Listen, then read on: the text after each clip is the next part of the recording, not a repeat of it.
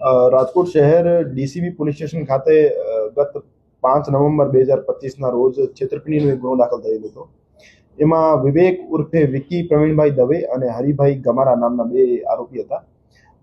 બનાવની હકીકત એવી હતી કે ફરિયાદીના દીકરાને પીએસઆઈની પરીક્ષામાં પાસ કરાવવાનો અને ડીએસપીની પરીક્ષામાં પાસ કરાવવા બાબતેની લાલચ આપી અને ફરિયાદી પાસેથી બંને આરોપીઓએ 2.36 કરોડ 2,36,00,000 જેવી રકમ એમની પાસેથી પડાવી લીધી હતી અને પછી ફરાર થઈ ગયા હતા.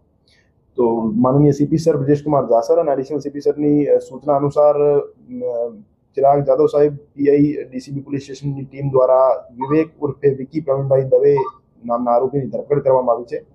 આ આરોપી અમુક પબ્લિક પ્લેસીસમાં અને સમાજના ફંક્શન્સમાં પોતાને આઈપીએસ તરીકે પ્રિટેન્ડ કરતો હતો અને ફરિયાદીને એમના દ્વારા જણાવવામાં આવ્યો હતો કે મારા મોટા માણસો સાથે ઉઠક બેઠક છે અને તમારા જે દીકરા છે એમને હું દરેક ડીએસપીની પરીક્ષામાં પાસ કરાવી દઈશું, મને એટલા પૈસા આપવા પડશે.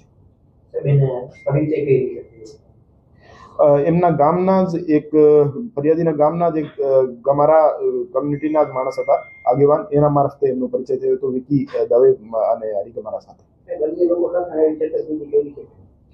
हमारे पास आ बाबते एक ज फरियाद मળી છે, पर બીજી જિલ્લાઓમાં એક બે ટેલિફોનિક ઇન્ફોર્મેશન અમને મળી છે કે એવા એક વિક્ટિમ છે જેમાં પાસેથી એના આ જ રીતે પૈસા પડાવેલા છે.